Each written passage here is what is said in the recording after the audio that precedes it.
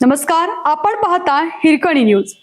Hirkani news प्रत्येक क्षण ताज्या घडामोडी आणि महत्त्वाच्या प्रत्येक बातमीसाठी नेहमी तत्पर. बेदाणा उत्पादक शेतकऱ्यांची पिळवणूक थांबवा, अन्यथा खळखट्याक आंदोलन.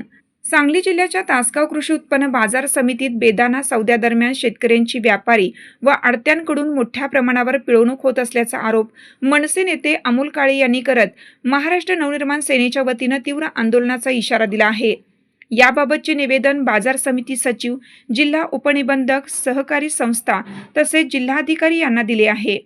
निवेदनात म्हटले आहे की तासगाव येथील बेदाणा सौद्यात शेतकऱ्यांच्या मालाची मोठ्या प्रमाणावर उधळण केली जाते.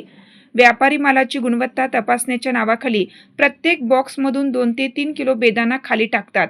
हंगामात 3 ते 4 हजार कमालांचा सौदा होत असून त्यातून वर्षाकाठी सुमारे 1000 टन बेदाण्याची उधळण होत असल्याचा आरोप केला जात आहे. उधळलेला बेदाणा पुन्हा व्यापाऱ्यांकडून गोळा करून पॉलिश करून विकला जातो. यामधून व्यापाऱ्यांना कोट्यावधीचा फायदा होत असल्याचा दावा मनसेने केला आहे. दुसरीकडे लाखो रुपये खर्च करून तयार केलेल्या मालाचे नुकसान शेतकऱ्यांना सहन करावं लागत आहे. बेदाणा सौद्याचे पैसे शेतकऱ्यांना 40 दिवसांनी दिले जातात. लवकर पैसे हवे असल्यास वाटावाच्या नावाखाली 2% रक्कम कपात केली जाते. बेदाण्याची उधळण बंद करणे, मालाची नासाडी रोखणे, तुटीबाबत स्पष्ट नियम लागू करणे, शेतकऱ्यांना पूर्ण पैसे देण्याची व्यवस्था करणे अशी मागणी केली आहे.